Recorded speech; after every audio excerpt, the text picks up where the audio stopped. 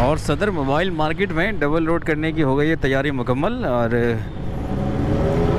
ये आप देख सकते हैं कि यहाँ पर अब इसको डबल लोड करेंगे, लेकिन काम थोड़ा सुस्त है, हो जाएगा पर।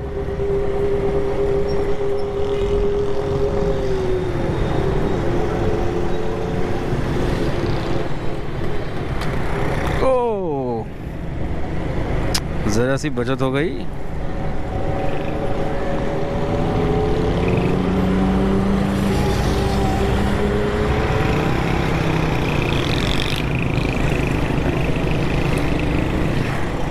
जहांगीर पार्क से लेकर ये मोबाइल मार्केट तक जा रहा है, पीछे तक।